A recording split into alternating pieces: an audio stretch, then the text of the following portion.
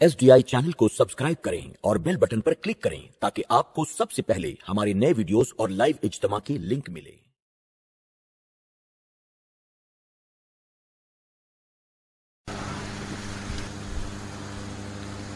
الحمدللہ رب العالمین والعاقبۃ للمتقین والصلاۃ والسلام علی سید الانبیاء والمرسلین وعلی آلہ واصحابہ الطیبین الطاہرین، اما بعد، فاعوذ باللہ من الشیطان الرجیم، بسم اللہ الرحمن الرحیم۔ یا ایتھا النفس المطمئنہ ارجعی الی ربک راضیۃ مرضیہ فادخلی فی عبادی وادخلی جنتی، صدق اللہ العظیم۔ قابل قدر علماء ذوی الاحترام و حاضرین و حاضرات بزم شہدائے کربلا، السلام علیکم ورحمۃ اللہ وبرکاتہ۔ میرے پیارے آقا صلی اللہ تعالی علیہ وسلم کے پیارے دیوانوں، جس آیہ کریمہ کی تلاوت کا میں نے شرف حاصل کیا، اس سے متعلق کچھ معروضات پیش کرنے سے پہلے بارگاہ رسالت مآب صلی اللہ تعالی علیہ وسلم میں جس طریقے سے میں پڑھاؤں، عقیدت و محبت میں ڈوب کر اسی طریقے سے درود و سلام کا نذرانہ پیش کریں۔ الصلاۃ والسلام علیک یا رسول اللہ، الصلاۃ والسلام علیک یا حبیب اللہ، الصلاۃ والسلام علیک یا نبی اللہ، الصلاۃ والسلام علیک یا نور اللہ، وعلی آلک واصحابک یا حبیب اللہ، صلی اللہ تعالی علیہ وسلم۔ میرے پیارے آقا صلی اللہ تعالی علیہ وسلم کے پیارے دیوانوں، میں چاہوں گا کہ آج کی گفتگو آپ بغور سماعت بھی فرمائیں اور کربلا سے ملنے والے عظیم پیغام کو اور امام عالی مقام علی جدہ وعلیہ الصلاۃ والسلام کے اس منصب پر جس پر وہ فائز تھے اسے سمجھنے کی کوشش بھی کریں اور اپنے سینے کو عظمت امام حسین کی شمع سے روشن کرنے کی بھی کوشش کریں۔ دنیا میں اللہ عز و جل نے بے شمار انسان پیدا کیے اور ہر انسان اپنے اپنے اعتبار سے اپنی زندگی کے لمحات گزارتا ہے، لیکن یہ بات ذہن میں رکھنا چاہیے کہ بظاہر نظر آنے والے ہر انسان یکساں ہوتے ہیں، لیکن مرتبے کے اعتبار سے، کردار کے اعتبار سے، منصب کے اعتبار سے، فضیلت کے اعتبار سے، صلاحیت کے اعتبار سے ہر انسان یکساں نہیں، بلکہ اللہ عز و جل نے ہر انسان کو ایک دوسرے پر اور مختلف انسان کو مختلف انسانوں پر فضیلت عطا فرمائی ہے۔ کوئی جہالت کی وادیوں میں بھٹک رہا ہے تو کسی کے سینے میں علم کی شمع روشن ہے، کوئی تعمیری کام کی صلاحیت رکھتا ہے تو کسی کے اندر وہ صلاحیت موجود نہیں۔ غرض کہ اگر آپ روئے زمین کے انسانوں کی زندگی کو دیکھیں تو طبقات انسانی کے اندر مختلف انسان مختلف صلاحیتوں سے اور مختلف کمزوریوں سے اپنی زندگی کے لمحات گزارتے نظر آتے ہیں۔ آج مجھے آپ کو بتانا ہے کہ مسلمانوں کی یا پوری دنیا میں بسنے والے انسانوں کی کمزوری کیا ہے۔ آج کے دور کا انسان ہو یا ہر زمانے کا انسان، آج کے دور کا مسلمان ہو یا ہر زمانے کا مسلمان، وہ خوش کب ہوتا ہے اور ناراض کب ہوتا ہے، شکوہ کب کرتا ہے اور شکر کب کرتا ہے، اسے تھوڑا سمجھیں۔ موجودہ دور کا مسلمان ہو یا کسی زمانے کا مسلمان، جب اسے نعمتیں ملتی ہیں تو شکر بجا لاتا ہے، نعمتیں ملتی ہیں تو خوش ہوتا ہے، آرام ملتا ہے تو خوش ہوتا ہے، اولاد کی طرف سے کوئی خوشخبری ملے تو خوش ہوتا ہے، اور کوئی تکلیف پہنچ جائے تو شکایت بھی شروع کر دیتا ہے اور ناراض بھی ہو جاتا ہے، بلکہ وہ یہ کہتا ہوا نظر آئے گا کہ آخر تکالیف میرے دروازے پر دستک کیوں دے رہی ہیں، میرے گھر میں پریشانی کیوں ہے، میں مصیبت میں کیوں گھرا ہوا ہوں۔ ایک انسان ہے جو کئی سالوں تک آرام کی زندگی گزارتا ہے، لیکن اگر 2 دن کے لیے تکلیف آ جائے تو پوری سوسائٹی کے اندر شکوہ کا بازار گرم کر دیتا ہے، اور دنیا بھر کو پتہ چل جاتا ہے کہ فلاں شخص فلاں مصیبت میں گرفتار ہے۔ یہ عام انسان کی ایک سوچ ہے۔ آپ چہرے سے سمجھ سکتے ہیں، کردار سے سمجھ سکتے ہیں، انداز سے سمجھ سکتے ہیں، اور زندگی کے لمحات سے سمجھ سکتے ہیں کہ سامنے والا انسان خوش کب ہے اور ناراض کب ہے۔ آئیے اب ان تمہیدی گفتگو کے بعد ہم یہ سمجھیں کہ ہم آج کے دور کے اندر اللہ کی بارگاہ کے اندر یہ تو کہتے ہیں، میرے مولا ہم سے تو راضی ہو جا، میرے کریم ہم سے کوئی ایسا کام لے لے جس سے تو راضی ہو جا۔ اس طریقے کے جملے ہماری زبان پر جاری رہتے ہیں، لیکن سوال یہ پیدا ہوتا ہے، کیا ہم بھی اپنے مولا سے راضی ہیں؟ ہم تو چاہتے ہیں کہ ہمارا مولا ہم سے راضی ہو جائے، لیکن سوال یہ پیدا ہوتا ہے کہ کیا خالق کائنات جل جلالہ کے حوالے سے ہمارے دل و دماغ میں یہ بات موجود ہے کہ ہم اللہ سے راضی ہیں؟ تو آج اگر دیکھیں، اللہ سے جو بندہ راضی ہوتا ہے تو اس کی طرف سے خوشی ملے یا غم ملے، ہر حال کے اندر بندہ راضی ہوا کرتا ہے۔ میرے پیارے آقا صلی اللہ تعالی علیہ وسلم کے پیارے دیوانوں، اللہ کی رضا بندے کے لیے اور بندے کی رضا اللہ کے لیے، اسے ایک ایگزامپل کے ذریعے آپ سمجھنے کی کوشش کریں۔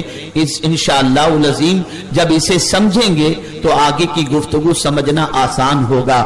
میرے پیارے آقا صلی اللہ تعالی علیہ وسلم کے پیارے دیوانوں، ایک بندہ اللہ سے راضی ہے یا اللہ اس بندے سے راضی ہے، اسے 2 چیزوں کے ذریعے آپ سمجھیں۔ پہلے آپ یہ سمجھیں کہ اللہ بندے سے راضی ہے، اس کی علامت کیا ہے، اور دوسرا یہ سمجھیں کہ بندہ اللہ سے راضی ہے، اس کی علامت کیا ہے۔ تو میں آپ کو بتاؤں، اللہ جب کسی بندے سے راضی ہوتا ہے تو اسے اپنی کتاب پر عمل کا جذبہ عطا فرما دیتا ہے۔ اللہ جب کسی بندے سے راضی ہوتا ہے تو اس کے لیے اطاعت آسان کر دیتا ہے۔ اللہ جب کسی بندے سے راضی ہوتا ہے تو عبادت اس کے لیے آسان ہو جایا کرتی ہے۔ اللہ جب کسی بندے سے راضی ہوتا ہے، اللہ کے احکام اور اس کے رسول کے احکام اس بندے پر آسان ہو جایا کرتے ہیں۔ تو ایک سمپل سی بات ہمارے ذہن میں یہ آ گئی کہ ہم کیسے پہچانیں کہ ہمارا مولا ہم سے راضی ہے۔ تو اس کی علامت یہ ہے، جب عبادت ہم پر بوجھ نہ بن جائے، جب زکوٰۃ ہم پر ٹیکس نہ بن جائے، جب حج ہمارے لیے تکلیف دہ نہ ہو، جب مخلوق خدا کی خدمت ہمارے لیے تکلیف دہ نہ ہو، جب قرآن پر عمل کرنا آسان ہو، جب احادیث پر عمل کرنا آسان ہو، ہماری طبیعت ان عبادات کی طرف مائل ہوتی چلی جائے، تو سمجھ لینا چاہیے کہ اللہ ہم سے راضی ہے۔ اور اسی طریقے سے بندہ خدا سے راضی ہے، اس کو کیسے سمجھنا چاہیے؟ تو اس کی علامت یہ بتائی گئی، میرے پیارے آقا صلی اللہ علیہ وسلم کے پیارے دیوانوں، اور بندہ اللہ سے راضی ہے تو اللہ کی طرف سے جو بھی مل جائے، خوشی ملے تو بھی مولا تیرا کرم، غم ملے تب بھی مولا تیرا کرم، اس لیے کہ میں تو تیرا بندہ ہوں، تو میرا کریم ہے، جتنا مجھ پر میں مہربان نہیں، اس سے زیادہ تو مجھ پر مہربان ہے۔ ہر حال کے اندر بندہ اللہ کا شکر ادا کرے, اللہ کی شکایت نہ کرے, تو اس سے یہ بات سمجھ میں آتی ہے کہ بندہ اللہ سے راضی ہے. میرے پیارے آقا صلی اللہ تعالی علیہ وسلم کے پیارے دیوانوں, دنیا کا انسان یہ تصور کرتا ہے کہ نعمتیں مل جائیں تو اللہ ہم سے راضی, جس کے پاس سرمایہ ہے وہ اس سے اللہ راضی, جس کے گھر پہ مصیبتیں دستک نہیں دیتی ہو اللہ اس سے راضی, جس کے پاس عالی شان محل ہیں گویا اللہ اس سے راضی. نہیں نہیں, اللہ عز و جل کسی بندے سے راضی ہوتا ہے تو اسے اپنی بارگاہ میں جھکا لیا کرتا ہے. اللہ جب کسی بندے سے راضی ہوتا ہے تو اس بندے کی دعاؤں کو قبول کر لیا کرتا ہے. اللہ جب کسی بندے سے راضی ہوتا ہے تو اسے اپنی عبادت کا سلیقہ عطا کر دیا کرتا ہے. میرے پیارے آقا صلی اللہ علیہ وسلم کے پیارے دیوانوں, آپ دیکھیں ایک خاتون تھی, راستے سے جا رہی تھی, ٹھوکر لگی, پیر کا ناخن نکل گیا, وہ مسکرانے لگی. ایک زندہ ناخن, پیر کا ناخن اس کے پیروں سے نکل جائے تو چیخ نہیں نکلتی, شور نہیں مچاتی, واویلا نہیں مچاتی, شکایت نہیں کرتی, بلکہ مسکراتی ہے. لوگوں نے کہا مائی تجھے تکلیف نہیں ہو رہی, خون نکل رہا ہے, پریشانی ہو رہی ہوگی, درد ہو رہا ہوگا, تجھے تکلیف کے موقع پر بھی تو مسکرا رہی ہے. جواب کے اندر وہ خاتون کہتی ہے میں اس لیے مسکرا رہی ہوں, ایک سوال میں تجھ سے پوچھنا چاہتی ہوں, میرے سوال کا تو مجھے جواب عطا فرما. اس نے کہا کیا سوال ہے مائی؟ اس نے کہا مجھے یہ بتاؤ, میں چاہتی تھی کہ میرا ناخن نکلے. اس نے کہا نہیں, کوئی انسان نہیں چاہتا کہ اسے تکلیف پہنچے. تو کہا کس کے چاہنے سے یہ ناخن نکلا؟ اس شخص نے کہا خدا کے چاہنے سے ناخن نکلا.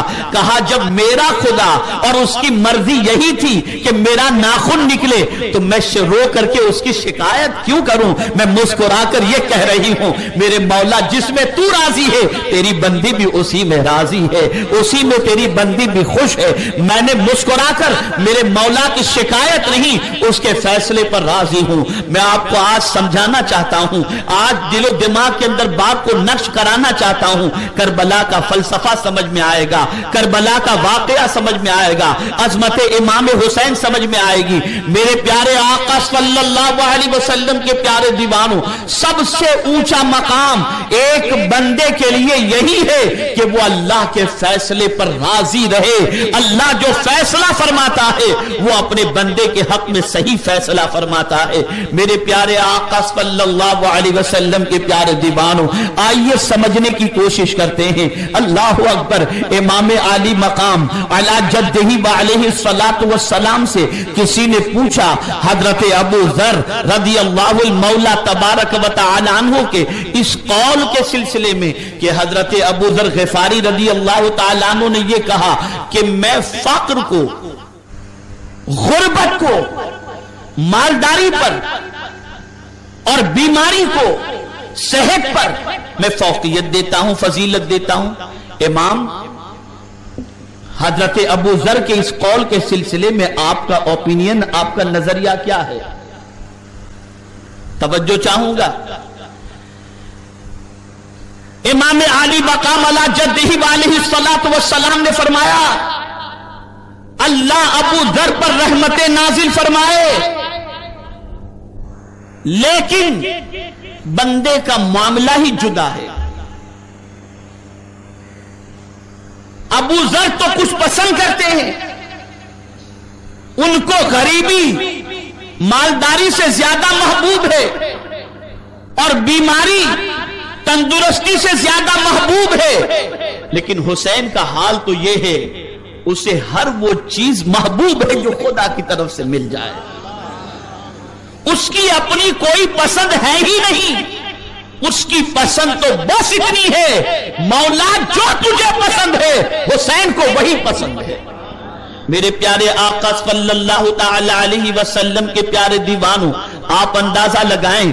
اسی لیے آقا کریم رؤوف الرحیم علیہ تحیت و تسلیم بارگاہ سمدیت کے اندر عرض کرتے ہیں اے اللہ, اے میرے کریم, اللہ اکبر. رسول اعظم صلی اللہ علیہ وسلم عرض کرتے ہیں میرے کریم,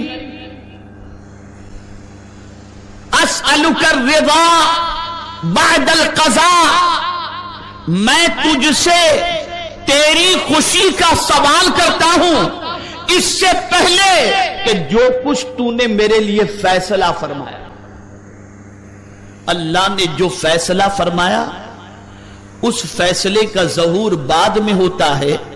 اس سے پہلے حضور عرض کرتے ہیں کہ میرے مولا میں تجھ سے تیری رضا کا سوال کرتا ہوں.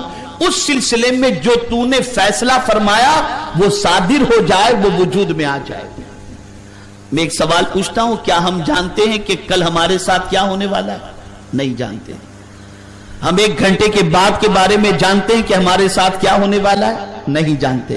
حضور کا کہنا یہی ہے کہ جو بعد میں میرے سلسلے میں میرے مولا تو نے فیصلہ کیا ہے, تو جو بھی تو نے فیصلہ فرمایا اس فیصلے کے آنے سے پہلے میں تجھ سے تیری خوشی کا سوال کرتا ہوں کہ مولا جو بھی فیصلہ ہو میں اس سے راضی رہوں اور میں اس سے خوش رہوں.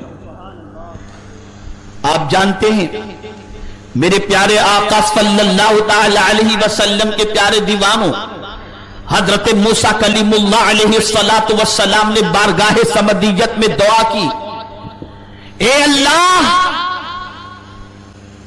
تو مجھے ایسے عمل کی ہدایت عطا فرما کہ جب میں وہ عمل کروں تو تم مجھ سے راضی ہو جائے. ایسے عمل کی ہدایت فرما کہ جب میں وہ عمل کروں تو تم مجھ سے راضی ہو جائے. آواز آتی ہے, موسیٰ تم وہ عمل کرنے کی طاقت نہیں رکھتے. حضرت موسیٰ پر کپ کپی تاری ہوئی, سجدے میں گر گئے, رونا شروع کر دیا, تضرع اور زاری کرنا شروع کر دیا. عرض کرتے ہیں میرے مولا کرم فرما, ایسا کوئی عمل جو میں کروں اور تو مجھ سے راضی ہو جائے اس کی نشاندہی فرما دے. اللہ عز و جل نے فرمایا, موسیٰ تو جاننا چاہتا ہے کہ کون سا عمل مجھے راضی کرتا ہے, تو آپ میں تجھے بتا دیتا ہوں. اے موسیٰ میرا جو بھی فیصلہ تیرے سلسلے میں کروں بس تو اس سے راضی رہے, تیرا راضی رہنا ہی میری رضا اسی میں موجود ہے. میرے پیارے آقا صلی اللہ تعالی علیہ وسلم کے پیارے دیوانوں, اب اگر کوئی بندہ اللہ کے فیصلے پر راضی رہتا ہے کہ ہوا وہی جو مولا چاہتا تھا, تو کیا ہوتا ہے؟ تو حضرت بشر حافی رحمت اللہ تعالی علیہ فرماتے ہیں اس کے دل سے غم نکل جاتا ہے, اس کے دل سے خوف نکل جاتا ہے, اس کے دل سے تکلیف نکل جاتی ہے, اس کے دل سے حزن و ملال نکل جاتا ہے. حزن و ملال کب ہوتا ہے؟ جب تم کچھ چاہو اور وہ تمہیں نہ ملے تو تکلیف ہوگی, اللہ اکبر. لیکن تم جب کچھ چاہو ہی نہیں, تم تو وہی چاہو جو مولا چاہتا ہے, تو جو مل جائے اس میں تم کو راحت نصیب ہوگی, اس میں تمہیں سکون نصیب ہوگا, اس میں تجھے اطمینان نصیب ہوگا. میرے پیارے آقا صلی اللہ تعالی علیہ وسلم کے پیارے دیوانوں, اب کسی کے ذہن میں کربلا کے منظر کو دیکھ کر یہ خیال آ سکتا ہے, کیا پروردگار جل جلالہ اتنی تکلیف میں دیکھ سکتا ہے امام حسین کو, ان کے بچوں کو, ان کے اعوان و انصار کو, ان کے گھر والوں کو اتنی تکالیف کے اندر گرفتار کرنا یہ پروردگار دیکھ سکتا ہے؟ تو میں آپ کو بتاؤں, اللہ عز و جل اپنی شان خود بیان فرماتا ہے, یرید اللہ بکم اليسر ولا یرید بکم العسر. اللہ تمہیں تکلیف دینا نہیں چاہتا, اللہ عز و جل تمہیں راحت دینا چاہتا ہے. وہ تمہارے لیے آسانی کا ارادہ کرتا ہے, تکلیف کا نہیں. اب سوال یہ پیدا ہوتا ہے, یہ کربلا کا منظر کیا تھا, یہ کربلا کی کیفیت کیا تھی, یہ کربلا کا واقعہ کیا تھا؟ کربلا میں پروردگار اپنے بندوں کو امام کا کون سا مرتبہ دکھانا چاہتا تھا کہ ذرا دیکھو یہ نواز رسول حسین ہیں, ذرا دیکھو یہ تاجدار کربلا ہیں. اللہ اکبر, اتنی آزمائش کربلا میں ہو رہی ہے، لیکن آپ پوری تاریخ اٹھا کر کے دیکھو، کوئی بھی تقریر کرنے والا، کوئی بھی تاریخ کربلا بیان کرنے والا یہ کہتا ہوا نظر نہیں آئے گا کہ حسین نے کربلا میں یہ کہا ہو اے اللہ اس تکلیف سے بچا لے، اس آزمائش سے بچا لے، اس پریشانی سے بچا لے۔ نہیں، بلکہ آپ تاریخ اٹھا کر کے دیکھو، جب رسول اعظم صلی اللہ علیہ وسلم کے یہ نواسے مدینہ منورہ سے مکہ مکرمہ پہنچے اور مکہ مکرمہ میں کوفیوں کے خطوط آنے لگے، امام حسین نے جب ارادہ کیا تو اس وقت مکے میں موجود صحابہ نے امام حسین سے کہا حسین کربلا جانے کی ضرورت نہیں، کوفہ جانے کی ضرورت نہیں، کوفہ کی سرزمین والوں نے پہلے تمہارے بھائی امام حسن سے بے وفائی کی تھی، مولا علی تمہارے والد سے بے وفائی کی تھی، اس لیے اس زمین والوں پر بھروسہ نہ کرنا۔ تو قربان جائیے، میرے امام نے یہی کہا تھا، خطوط جو آئے ہیں اس میں لکھا گیا ہے حسین اگر تم یہاں پر نہیں آئے اور ہماری ہدایت کا راستہ ہمیں نہیں بتایا تو ہم قیامت میں رسول اعظم کی بارگاہ میں تمہاری کمپلین کریں گے کہ ہم تو باطل سے بچنا چاہتے تھے، یزید سے بچنا چاہتے تھے، حسین کی بیعت کرنا چاہتے تھے، لیکن حسین آئے نہیں اس لیے ہم نے باطل کے ہاتھ میں ہاتھ دے دیا۔ امام حسین جانتے تھے کہ اللہ کا فیصلہ یہی ہے، اللہ کی مرضی یہی ہے کہ میں حق کے لیے دعوت دینے والے کی دعوت کو قبول کروں اور اسے گمراہی سے بچانے کی کوشش کروں۔ سوال یہ پیدا ہوتا ہے کیا تخت و تاج کے لیے حسین گئے تھے؟ کیا مال و زر کے لیے حسین گئے تھے؟ کیا امام حسین اقتدار کے لیے گئے تھے؟ جاتا وہ ہے جس کے اقتدار کی لالچ میں جاتا وہ ہے جس کے پاس اقتدار نہ ہو، اقتدار کی لالچ میں جاتا وہ ہے جس کے پاس اقتدار موجود نہ ہو۔ امام حسین کے پاس تو اللہ کے رسول نے وہ اقتدار دے دیا تھا کہ دنیا کا عارضی اقتدار ہی نہیں، نوجوانان نے جنت کا سردار کہہ کر اللہ کے رسول نے قیامت کا بہت بڑا اقتدار امام حسین کو اللہ کے رسول نے عطا فرما دیا۔ اقتدار کی لالچ میں نہیں گئے تھے، تخت و تاج کی لالچ میں نہیں گئے تھے، دولت و ثروت کی لالچ میں نہیں گئے تھے، گئے تھے ایک ہی لالچ تھی اور وہ یہ ہے کہ خدا کے بھٹکے ہوئے بندوں کو اور پریشان بندوں کو جنت کا راستہ دکھا دیا جائے، ان کے ایمان کے تحفظ کا اہتمام کیا جائے۔ لیکن وہ جانتے تھے کہ ممکن ہے کہ وہاں پر کوئی حادثہ بھی پیش آ جائے، اس لیے کہ وہاں والوں کی بے وفائی بھی مشہور اور کربلا کی زمین پر امام حسین کا شہید ہونے والا معاملہ بھی مشہور تھا،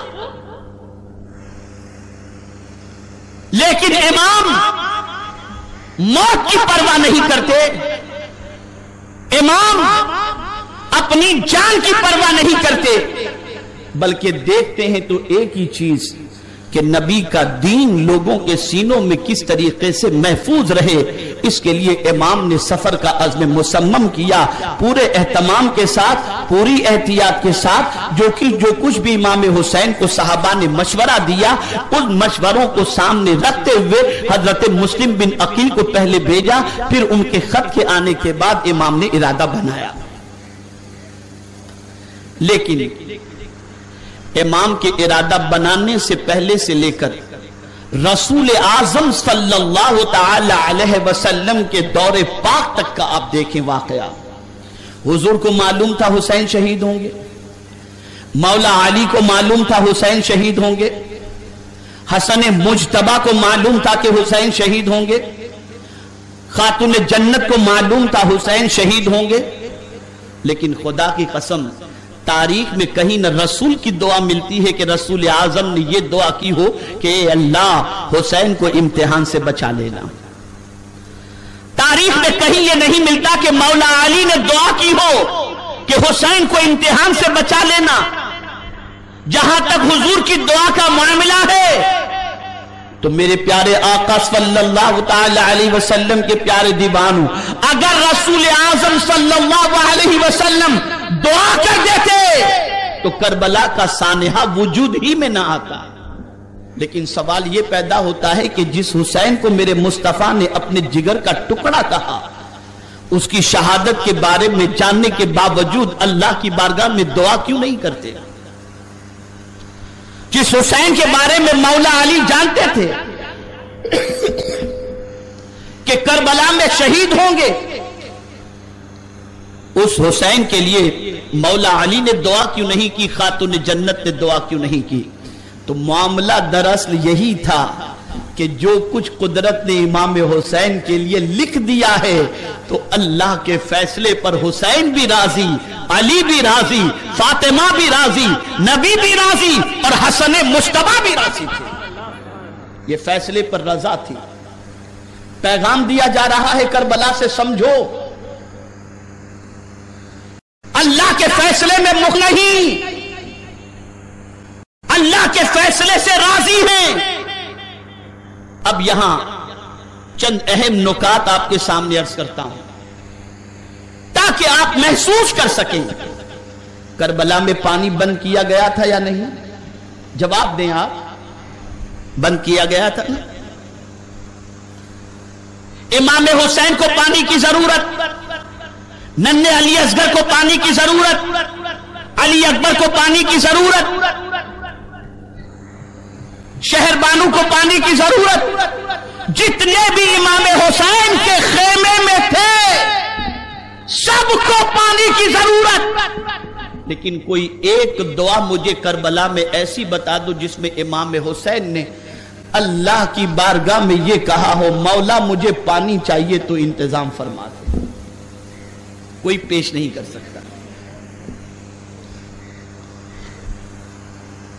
آپ ذرا سوچو، حضرت اسماعیل علیہ السلام پیاسے تھے، حضرت حاجرہ رضی اللہ تعالیٰ عنہ نے محسوس کیا کہ میرے لخت جگر اسماعیل کو پانی کی ضرورت ہے، تو حضرت اسماعیل علیہ السلام نے ایڑیاں رگڑی، تو ایڑیاں رگڑتے ہی پانی کا چشمہ جاری ہو گیا اور قیامت تک جاری رہے گا۔ آج بھی ہم آب زمزم پی رہے ہیں، وہ حضرت اسماعیل علیہ السلام کی ایڑیوں کی رگڑ ہی کا نتیجہ تو ہے۔ موسیٰ علیہ السلام نے اپنی قوم کو پیاسا دیکھا تو رب کی بارگاہ میں عرض کیا، اذ استسقى موسیٰ لقومہ فقل اضرب بعصاک الحجر فانفجرت منہ اثنتا عشرۃ عینا۔ اللہ کی بارگاہ میں جب انہوں نے عرض کیا کہ میری قوم پیاس سے پریشان ہے تو مولا نے فرمایا اپنا عصا اس پتھر پر مار۔ عصا کو پتھر پر حضرت موسیٰ علیہ السلام نے مارا تو 12 پانی کے چشمے جاری ہو گئے۔ یہ قرآن کہہ رہا۔ موسیٰ علیہ السلام اپنی قوم کے لیے پتھر پر عصا مارے تو 12 پانی کے چشمے جاری ہو جائیں۔ حضرت ایوب علیہ السلام مرض میں گرفتار ہیں، صحت یابی کی ضرورت ہے، تو قرآن کہتا ہے رب نے حضرت ایوب علیہ السلام سے فرمایا ارکض برجلک ھذا مغتسل بارد وشراب، اپنا پیر زمین پر مار، اس میں سے جو پانی نکلے اس پانی کو پی لینا اور اس کو بدن پہ ڈال دینا، اس سے تجھے صحت مل جائے گی۔ حضرت ایوب علیہ السلام نے زمین پہ ٹھوکر ماری، پانی کا چشمہ جاری ہوا اور اسی پانی سے حضرت ایوب علیہ السلام نے غسل بھی کیا اور اس پانی کو پی بھی لیے، جس سے اللہ نے شفا عطا فرمائی۔ تو ادھر ایوب علیہ السلام کی ٹھوکر سے پانی نکل رہا ہے، موسیٰ علیہ السلام کے عصا سے پانی کے چشمے جاری ہو رہے ہیں، اس حضرت اسماعیل علیہ السلام کی ایڑیوں کے رگڑ سے پانی کا چشمہ پھوٹ رہا ہے۔ میں اپنے کریم سے پوچھتا ہوں میرے مولا، کربلا میں بھی تو پانی کی ضرورت تھی، آخر وہاں پانی کیوں نہیں؟ تو جواب ملے گا اسماعیل کو ضرورت تھی ایڑیاں رگڑے، موسیٰ علیہ السلام کو قوم کے لیے پانی کی ضرورت تھی، عصا پتھر پر مارا۔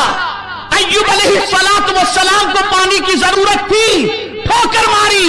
اگر میرا حسین بھی اگر ٹھوکر مارتا اور پانی کا سوال کرتا تو اسے بھی دے دیا جاتا، لیکن میرا حسین میرے فیصلے پر راضی تھا، مانگا نہیں، چپ رہا، اس لیے میں نے اسے پانی نہیں دیا۔ یہ ہے مقام رضا کا وہ مرتبہ کہ مولا میں تجھ سے کیا کہوں، مجھے تو تجھ سے کہنے میں حیا آتی ہے، جو تیرا فیصلہ۔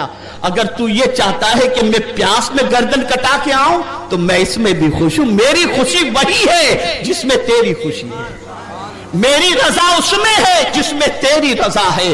میرے پروردگار میری اپنی کوئی مرضی نہیں، جس حال کے اندر تو مجھے بلانا چاہے میں اس حال کے اندر تیری بارگاہ میں آنے کے لیے تیار ہوں۔ اور یہ بات یاد رکھو، یہ ذہن میں بٹھا لو، اچھی طریقے سے بٹھا لو، دنیا میں انسان پوری زندگی اطمینان سے گزارے اس کا اعتبار نہیں ہے، اعتبار اس وقت کا ہے جب اطمینان کے ساتھ ایمان لے کر اس دنیا سے چلا جائے۔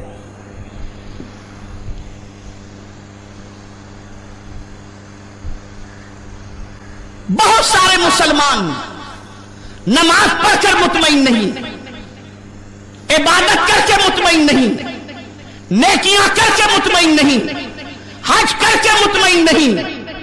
اے رسول اعظم صلی اللہ تعالی علیہ وسلم کے پیارے دیوانوں، اطمینان نظر نہیں آتا، سکون نظر نہیں آتا۔ اور یاد رکھو، سب سے بڑا اطمینان اور سکون اس وقت کا ہے جب جسم سے روح کے پرواز ہونے کا وقت ہو۔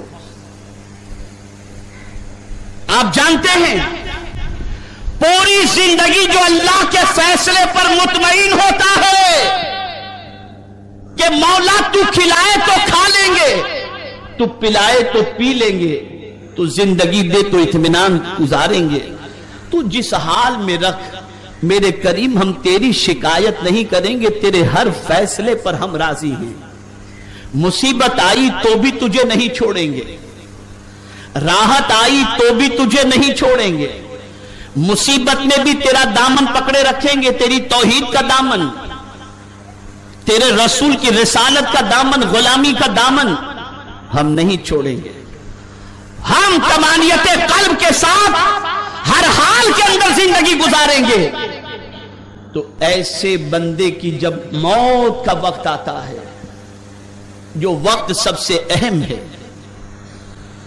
جو سب سے اہم وقت ہے، اس وقت بعض روایتوں میں کہ اللہ جل شانہ بذات خود، اور بعض روایتوں میں یہ ہے کہ اللہ فرشتوں سے کہتا ہے کہ اب اس میرے پاس آنے والے مہمان کے حوالے سے جو جاکنی کے عالم میں ہے، اب دنیا اسے بھلے بے قرار دیکھ رہی ہو، دنیا اسے بے چین سمجھ رہی ہو، لیکن یہ میرا بندہ میرے فیصلے پر مطمئن تھا، اس لیے کہو یا ایتھا النفس المطمئنہ، اے اطمینان والی جان، اللہ اکبر، میرے ہر فیصلے سے، عبادت و ریاضت سے، غربت و تنگی سے، فقر و فاقے سے، بیماری اور صحت سے جس نے اطمینان کی زندگی گزار لی، اب اے مطمئن رہنے والے، آج کوئی تجھے بلائے یا نہ بلائے، میں تجھے بلا رہا ہوں،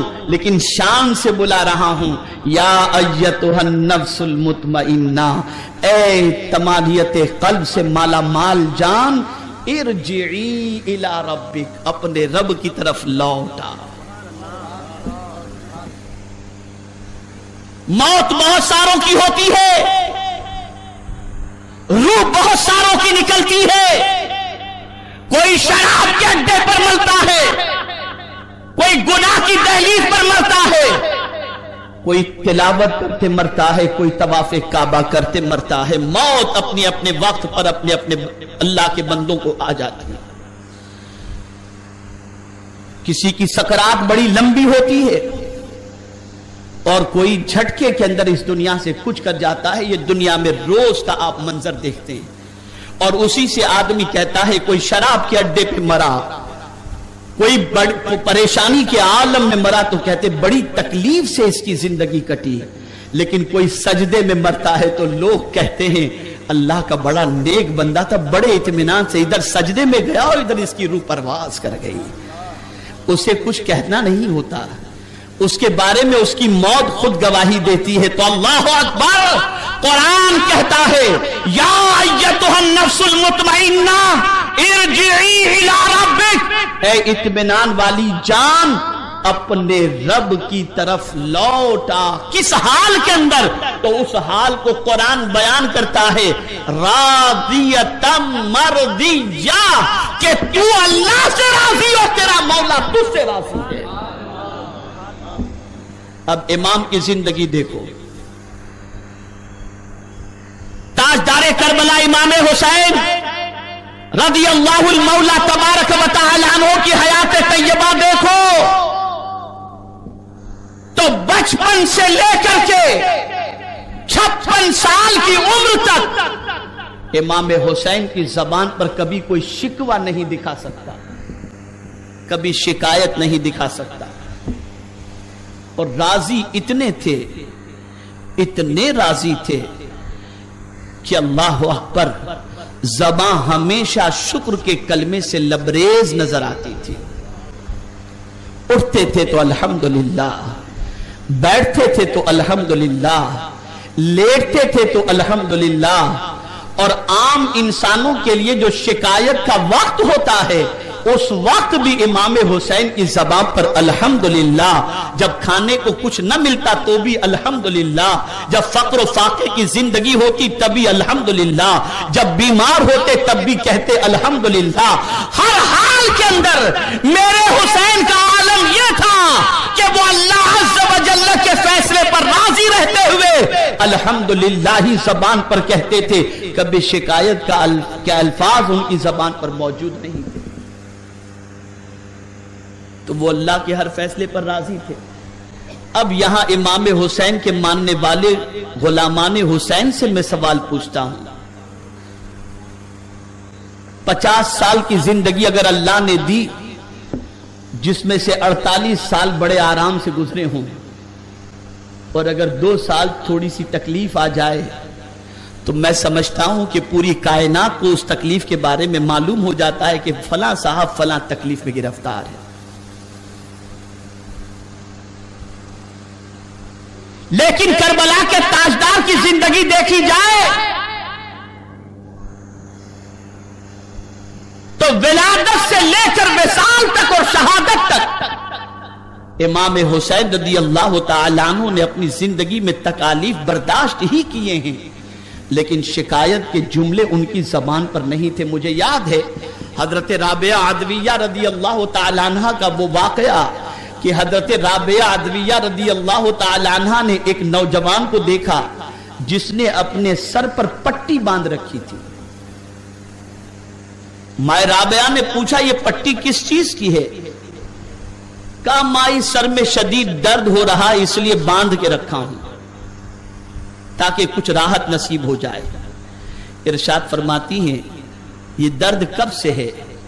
کہا مائی ابھی بس چند دن ہوئے یہ درد میں۔ کہا تیری عمر کتنی؟ کہا 52 سال کی۔ کہا اچھا یہ بتا کہ کتنی زندگی یہ درد زندگی میں کتنی بار اٹھا ہے؟ کہا پہلی بار اٹھا ہے۔ تو جواب میں ارشاد فرماتی ہیں جس کریم نے تجھے 52 سال کی زندگی دی اور چند دن اگر تیری تکلیف کے اندر اور سر درد میں اس نے تجھے دے دیے تو شکایت کی پٹی باندھ کر پوری دنیا کو اس کی شکایت کر رہا ہے، کیا کبھی شکر کی پٹی بھی تو نے اپنے سر پر باندھی تھی تاکہ لوگوں کو پتا چلے اللہ تجھے انعام دے رہا ہے؟ آج اگر مسلمانوں کی زندگی کا جائزہ لیا جائے تو خدا کی شکایت کے انبار لگاتے نظر آئیں گے، شکر کے کلمات زبان سے نکل چکے، شکایت کا انبار نظر آ رہا ہے۔ لیکن میرے حسین یہ پیغام دے رہے ہیں اے شکایت کرنے والوں، ہوگا وہی جو خدا چاہے گا، تو خدا کے فیصلے پر راضی رہنے کی عادت بناؤ، وہ جو دے دے اس لیے کہ محبوب کی طرف سے پتھر آ رہے ہیں یا پھول آ رہے ہیں، اسے دیکھنے کی ضرورت نہیں، یہ دیکھو کہ دیکھ کون رہا ہے؟ جو ہمارا خدا ہے وہی تو دے رہا ہے، جو مل جائے اسے قبول کر لو۔ یہ پیغام امام حسین دے رہے ہیں۔ تو امام حسین کی شہادت کے وقت بھی فرشتہ آیا اور اس نے امام حسین سے کہا، یا ایتھا النفس المطمئنہ، اے نفس مطمئنہ، ارجعی الی ربک، اپنے رب کی طرف لوٹا۔ کس حال میں، کس سچویشن میں؟ تو قرآن کہتا ہے راضیۃ مرضیہ، اس حال میں کہ تو خدا سے راضی اور تیرا خدا تجھ سے راضی۔ توجہ چاہوں گا، بندہ خدا سے راضی ہو یہ تو پاسبل ہے، لیکن یہ کتنا بڑا انعام ہے کہ قرآن کہتا ہے کہ اس حال میں آ جا کہ تو خدا سے راضی ہے اور تیرا خدا تجھ سے راضی ہے۔ اور پھر قرآن کہتا ہے فَادْخُلِي فِي عِبَادِي، میرے بندوں میں داخل ہو جا۔ قربان جا، یہ بندہ کسے کہتے ہیں؟ یہ ہم جو آپ اپنے آپ کو اللہ کا بندہ کہتے ہوئے نہیں تھکتے اور اللہ کا بندہ کہتے کہتے ہماری زبان گھس جاتی ہے، تو صحیح معنوں میں بندہ کسے کہتے ہیں؟ بندہ اسے کہتے ہیں جس کی اپنی کوئی مرضی ہو ہی نہیں۔ حضرت ابراہیم ابن ادہم رحمت اللہ تعالی علیہ نے اپنے غلام سے پوچھا، خادم سے پوچھا، کیا کھاؤ گے؟ کہا جو حضور کھلا دے۔ کہا کیا پہنو گے؟ کہا جو حضور پہنا دے۔ کیا پیو گے؟ کہا جو حضور پلا دے۔ ارے تیری بھی تو کوئی خواہش ہو۔ تو غلام کہتا ہے حضور میں آپ کا غلام ہوں، غلام کی اپنی مرضی کچھ نہیں ہوتی، ساری مرضی آقا ہی کی ہوتی ہے۔ حضرت ابراہیم ابن ادہم رو پڑے، اس نے کہا حضور میری بات سے تکلیف پہنچی ہو تو معاف کر دینا۔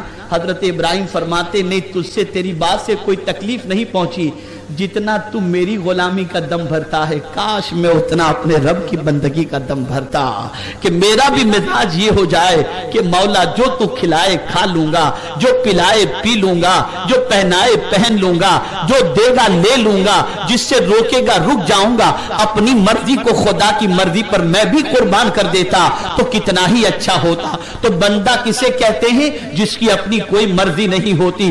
حضرت امام حسین کی اپنی کوئی مرضی نہیں تھی، کربلا میں شہید ہونا تھا، تیار ہوں مولا، بیٹے کی قربانی چاہیے، مولا تیار ہوں، جوان علی اکبر کی قربانی چاہیے، مولا تیار ہوں، دعا نہیں کروں گا کہ علی اصغر کو بچا لے، دعا نہیں کروں گا علی اکبر کو بچا لے، میرے مولا یہ سب تیرے ہیں، تو جو جو مانگے گا سب تیرے نام پر لٹا دوں گا، اس لیے کہ میری کوئی مرضی نہیں، سب تیری مرضی ہے، جس میں تو راضی ہوگا اس میں حسین راضی ہے، اس میں حسین راضی ہے۔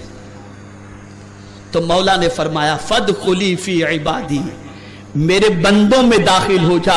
ایک ہوتا ہے بندہ کہے میں خدا کا بندہ، اور ایک ہے خدا بندے سے کہے کہ تو میرا بندہ ہے، کتنا اونچا مقام ہے۔ اور میرے پیارے آقا صلی اللہ تعالی علیہ وسلم کے پیارے دیوانوں، صرف یہی نہیں کہ فَادْخُلِي فِي عِبَادِي کہا جائے گا، بلکہ یہ بھی وَادْخُلِي جنتی، اور میری جنت میں داخل ہو جا۔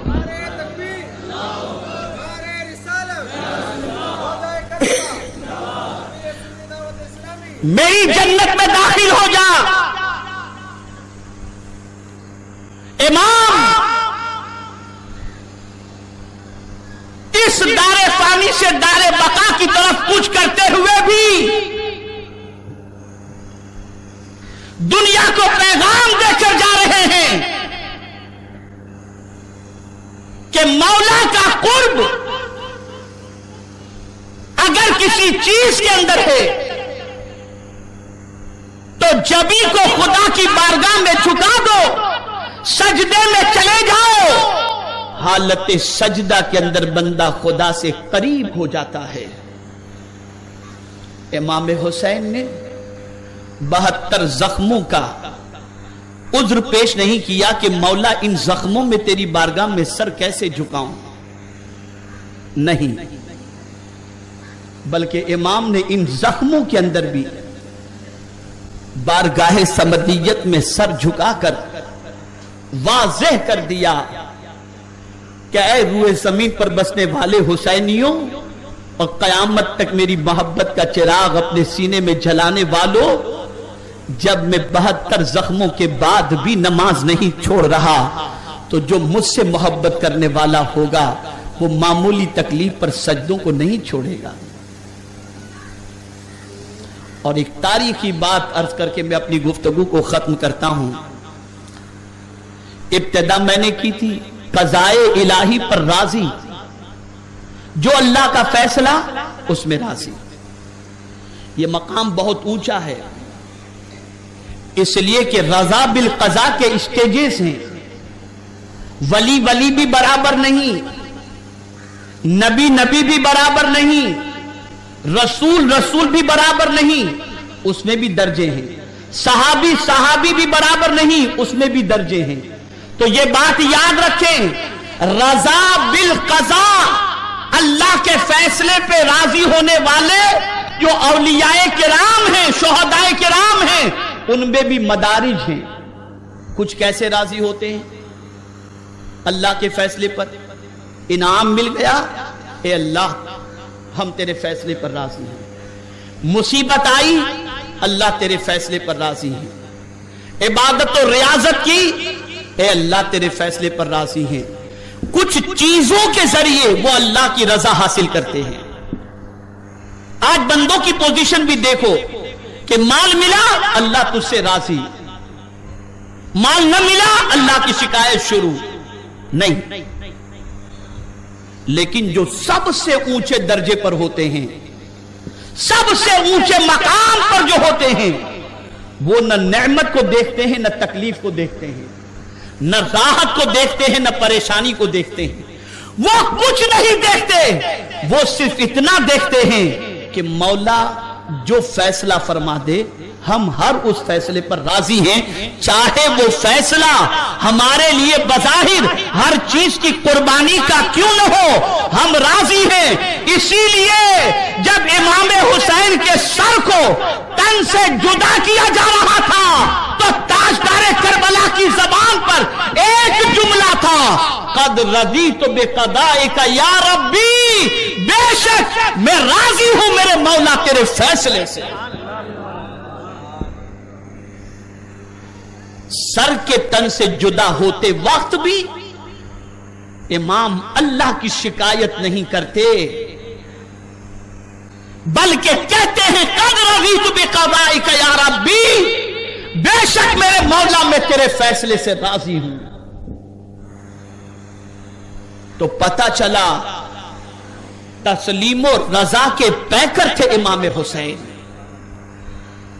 اللہ کی رضا پر مر مٹنے والے تھے امام حسین، اللہ کے فیصلے سے ناراضگی نہ تھی امام حسین کو، اور یہی وجہ ہے کہ آج صدیاں گزر گئی، حسین کا ذکر زندہ ہے اور قیامت تک حسین کا ذکر زندہ رہے گا۔ تو کربلا سے ہمیں پیغام کیا ملتا ہے؟ کربلا سے امام ہمیں یہ پیغام دیتے ہیں، اے محبت کے دم بھرنے والوں، تم اپنا مزاج بناؤ، اپنی سوچ بناؤ، اپنی فکر بناؤ، اور وہ فکر یہ ہے کہ خدا کی شکایت کا دروازہ بند کر دو۔ میں ایک آخری واقعہ مجھے یاد آ رہا ہے، میں عرض کر دوں۔ حضرت سلیمان علیہ السلام کے دور پاک میں ایک شخص نے ایک چڑیا خریدی، وہ چڑیا بہت بولتی تھی، اور آپ جانتے ہیں کہ چڑیا کے چہچہانے کی آواز سب کو اچھی لگتی ہے۔ تو ایک صاحب نے بڑی قیمت دے کر چڑیا خریدی تھی، اور وہ چڑیا بولتی تھی، उस शख्स को अच्छा लगता था। एक रोज चिड़िया ने बोलना बंद कर दिया, चुप हो गई चिड़िया, एकदम चुप। वो शख्स हजरत सुलेमान अलैहिस्सलाम के पास आया और अर्ज करता है कि बड़ी कीमत देकर मैंने चिड़िया खरीदी और मैं उसकी बोली से लुत्फ अंदोज होता था, लेकिन अब इसने बोलना बंद कर दिया है। तो नबी तो जानवर की बोली भी समझते हैं। तो हजरत सुलेमान अलैहिस्सलाम चिड़िया से पूछते हैं, चिड़िया, बेशुमार रकम दे करके उसने तुझे खरीदा ताकि तू बोल और तेरी आवाज इसे अच्छी लगती है, तूने बोलना क्यों बंद कर दिया? चिड़िया जवाब में कहती है कि वो ये समझ रहा था कि मैं बोल रही हूं, मेरी आवाज उसे अच्छी लग रही थी, लेकिन मामला ये था कि मैं अपने दोस्तों से जुदा होकर मैं रोती थी। वो मेरे बोलने की आवाज नहीं थी, वो मेरा इज़्तिराब था, मेरी बेकरारी थी, मेरी आहोजारी थी। मैं रोती थी, लेकिन ये मेरी बोली तो समझता नहीं। वो समझता था कि मैं कुछ बोल रही हूं और मेरी यही आवाज उसे अच्छी लगती थी। लेकिन एक दिन मेरे चिड़िया साथी ने मेरे पिंजरे पर आकर के बैठकर मुझसे कहा कि तू क्यों चिल्लाती है, शोर क्यों मचाती है? आज तो तू जो पिंजरे के अंदर कैद है ना, उसकी वजह यह है कि तू शोर मचा रही है। तू शोर मचाती है, तेरा मालिक समझता है कि तेरी आवाज बहुत अच्छी है। तू शोर मचाना बंद कर, शिकायत करना बंद कर, आहोजारी करना बंद कर, तू चुप हो जा, शिकायत न कर। कहा मेरी चिड़िया साथी की बात मुझे पसंद आई और तब से मैं चुप हो गई हूं। हजरत सुलेमान अलैहिस्सलाम ने उस चिड़िया के मालिक से कहा, अब ये चिड़िया कभी बोलेगी नहीं, तुझे चाहिए तो पैसा मुझसे ले ले और चिड़िया को आजाद कर दे। उसने कहा हजरत अब ये चिड़िया बोलेगी नहीं तो रख कर क्या करूं? पिंजरा खोला, कहा मैं इसे आजाद करता हूं। चिड़िया पिंजरे से निकली और निकल के सामने दरख्त पर बैठ गई और कहती है, जब तक मैं शिकायत करती थी पिंजरे में थी, जब मैंने सब्र किया अल्लाह ने मुझे आजादी अता फरमा दी। ऐ रसूल आजम के दीवानों, याद रखो, आहोजारी करनी है तो खुदा की बारगाह में करो और हुसैन की तरह सब्र के पैकर बन जाओ। दुनिया की तकलीफ से भी अल्लाह आजादी अता कर देगा और आखिरत की तकलीफ से भी अल्लाह नजात अता फरमा। मेरे प्यारे आका के प्यारे दीवानों, कोई साबित नहीं कर सकता करबला में इमाम ने शिकायत की हो। नहीं, हमें भी चाहिए कि हम अपने करीम का शुक्र हर हाल के अंदर अदा करें। इससे आप ये न समझें कि दुआ करना नहीं चाहिए, दुआ जरूर करो। दुआओं की गुजारिश भी लोगों को करो, इससे भी कोई वो नहीं। लेकिन ये न कहो कि मर गए, परेशान हो गए, तबाह हो गए, बर्बाद हो गए फलाने, ये कुछ भी नहीं। जो कुछ कहना है अपने करीम से कहो, अल्लाह के रसूल से कहो, अल्लाह के वलियों की बारगाह में उनके वसीले से दुआ करो। इंशाअल्लाह अज़ीम दुनिया की तकालीफ से भी अल्लाह नजात देगा और आखिरत की तकालीफ से भी अल्लाह नजात देगा। और एक आदत बनाने की कोशिश करें, अल्लाह के फैसले पर हम राजी हैं, इसलिए कि जो वो चाहेगा वही होगा। मैं आपको बताऊं, किसी की दुकान पर माल खरीदने के लिए जाएं और आप कहें कि भाई कितने का है, तो कहेगा 50 रुपए का। मैं भाई 50-100 कुछ सुनना नहीं चाहता, मैंने आप पर छोड़ा, मुझे आप पर भरोसा है कि आप बिल्कुल जो लेंगे सही लेंगे। तो आदमी सोचता है यार इसने जब मुझ पर भरोसा किया है तो इसकी गर्दन नहीं काटनी चाहिए। पता चला जब इंसान इंसान पर भरोसा करता है तो उस भरोसे की इंसान लाज रख लेता है। जब बंदा खुदा पर भरोसा करे तो मेरा करीम भी अपने बंदों की लाज रख लिया करता है। अल्लाह रब्बुल इज्जत जल्ल जलालहू आकाए करीम रऊफ रहीम अलैहि तहियत व तस्लीम के सदक़ो तौफील ताजदारे करबला के पैगाम पर हमें अमल करने की तौफीक नसीब फरमाए और रज़ा बिल क़ज़ा अल्लाह अज़्ज़ व जल ये सआदत भी हमें नसीब फरमाए। वमा अलैना इल्लल बलागुल मुबीन।